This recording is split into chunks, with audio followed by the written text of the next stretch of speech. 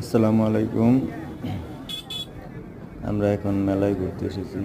এখানে মেলায় অনেক স্টল বসেছে, বিভিন্ন পণ্য সামগ্রীর, খাদ্য, ঘর সাজানো এবং মেয়েদের বিভিন্ন জিনিসপত্রের অসংখ্য অসংখ্য দোকান বসেছে 2 কিলোমিটার এলাকা জুড়ে।